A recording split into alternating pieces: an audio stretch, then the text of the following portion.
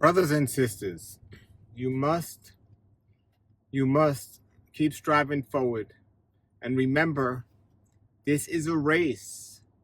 And you must continue to move forward in this race. Even if you have to slow down, you need to move in the right direction. Never stop. And definitely never go backwards. Keep moving forward and pressing on. And what does that mean for a believer? Well, the question comes down to is the finish line we see is what our Creator offers us in the afterlife. So this is what we're moving forward towards. So how to get there is through Yeshua.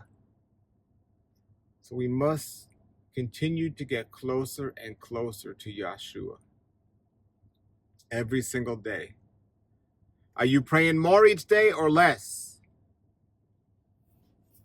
Are you moving forward or are you moving backwards? Do you let the distractions of the world take your eyes off Yeshua? Remember what happened to Peter when he was standing in the water and he took his eyes off Yeshua? Do you let that? That's what a lot of people do. When everything's great, they can praise Yah and everything else. But when the reality of the world hits them, they start worrying about the things of this world and they don't focus on what Yeshua can offer us and his power. And so we need to not get distracted. That's what the enemy tries to do. The enemy tries to distract us from these things. In many different areas, he tries to distract us. And it's not only with things that seem bad, it's sometimes and often things that seem great and good, we get distracted. I mean, there are major things in life that are going to distract us, that the enemy's using to distract us, because when we confess things with our mouth, we're telling him where our weaknesses are, and we're opening it up all the gates for him to attack us in those areas, distract us in those areas. But there are major things out there, and never, ever, ever confess those things with your lip. Yah can read our minds. The enemy can only read our actions. When you speak fear, when you show fear, the enemy sees where your weaknesses are. Do not give him a foothold at all. Do not let him get to you. Do not let him distract you. Do not let him know your weaknesses. Stay strong in all these areas and focus on Yah. So there are major distractions in this world, but people aren't even looking at it as distractions or something bad. What makes you take your eyes off Yah? That's the question. What will make you take your eyes off Yah? Well, some people might say, some sad situation in their life, a tragedy or something, divorce, bankruptcy, a car accident, a disease. There are two types of people in these situations. They either run closer to Yah or farther away. But these still are the common things. But what about the daily things that people are doing and not looking at and not thinking of? And I will submit to you, the drug addiction in today's world today. Why do people run to drugs and alcohol? People run to drugs and alcohol, what? To forget their problems. But Yah's there. They can run to him, but they don't run to him. They run to the drugs and the alcohol to take their problems away, but it really doesn't take their problems away. It makes them worse. But that's where they run to. But there are other kind of substances people run to that do the same thing as drugs and alcohol. Make their issues worse, not better. But people run to it. They call it the comfort. Oh, it makes me feel comfortable or secure or something else. We call those things food. F-O-O-D. Food. How am I calling food a drug? Because people are using the nourishment that Yah gave us as a replacement for a drug to give them this false sense of feeling good or security.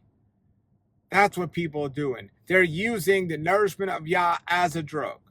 Even worse, they're taking it, making it an unhealthy substance for us and using it in an unhealthy way. Yah gave us something healthy, and he explained to us how to use it in a healthy way.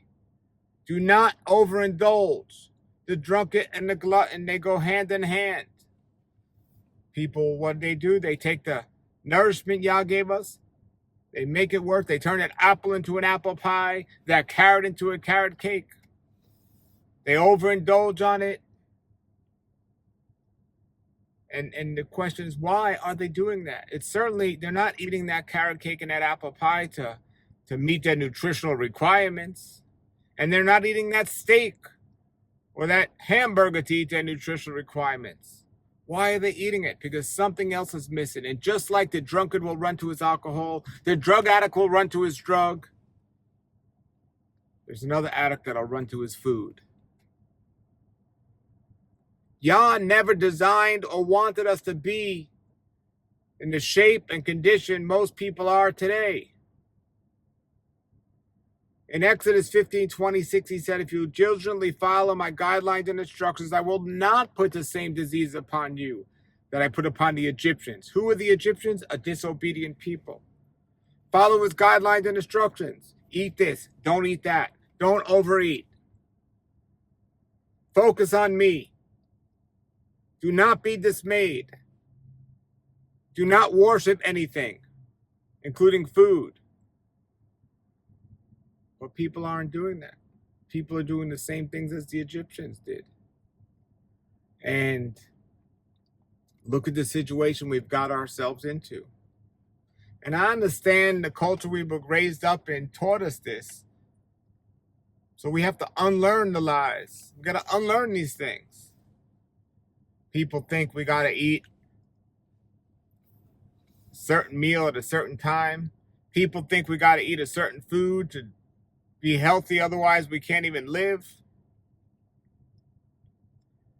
Before all the bad information came about on cigarettes, there were commercials on TV promoting smoking. Remember the cowboy and the cigarettes? If you want to be cool, smoke. But then the truth came out. Well, one day the truth's going to come out about many of the substances that people are ingesting in their body and how harmful they are. People don't even know what they are. I'd submit to you and say that most people don't even know what they're putting in their mouth. Nobody's reading the labels. If they do, it's like, how much fat is in this? But they're not reading the ingredients. Well, what is it? They're just looking at, if anything, how much fat's in it. They don't want to get fat. Maybe if you eat less, you won't get overweight. But what are you eating? Look at the ingredients. Can you identify all those ingredients? How long they've been sitting in that box? How long has it been in that can? Did you can it? What else is in there? Do you see who put it in there?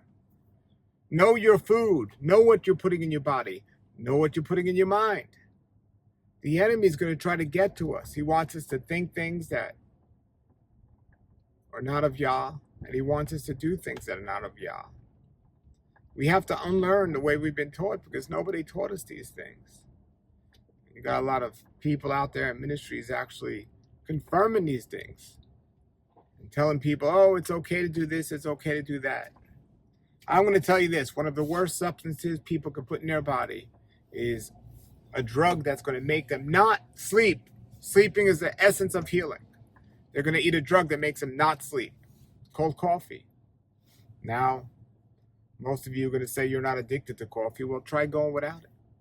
Try going without it and see what happens. I just pray for you all out there that you can get right